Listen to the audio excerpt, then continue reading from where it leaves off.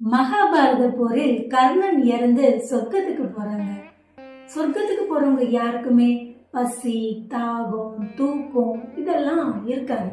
ஆனா கர்ணனுக்கு மட்டும் பயங்கர பசி. ஏன் பசிக்குது, இந்த காரணத்தை தேவேந்திரன் கேட்கலாம் அப்படின்னு சொல்லி கேட்கிறாரு.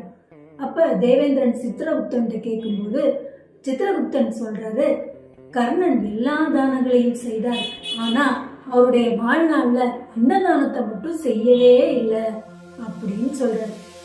இந்திரன் சொல்றாரு, கர்ணா, உன் ஆள்காட்டி விரலை எடுத்து உன் வாயில வை, உனக்கு பசி அடங்கும் அப்படின்னு சொல்றாரு. கர்ணனும் உடனே ஆள்காட்டி விரலை எடுத்து வாயில வைக்கவும் பசி அடங்குச்சு. எப்படி அப்படிங்கிற காரணத்தை இந்திரன்ட்ட கேட்கிறாரு. அதுக்கு இந்திரன் சொல்றாரு, ஒரு தடவை ஒருவர் பசியோடு உங்ககிட்ட கேட்கும் போது பசிக்குதுன்னு சொல்றப்ப அங்க அன்னதானம் நடக்குது, அங்க போ அப்படின்னு சொல்லி அந்த இடத்தை உனது ஆள்காட்டி விரலால சுட்டி காட்டின அந்த புண்ணியம் இந்த ஆள்காட்டி விரலை கையில் வைக்கும் போது பசி அடங்கியது அப்படின்னு சொன்னாருங்க. இது கதைங்க. இதுல இருந்து நாம தெரிஞ்சுக்கிறது என்ன அப்படின்னா, தானத்தில் சிறந்தது அன்னதானம்.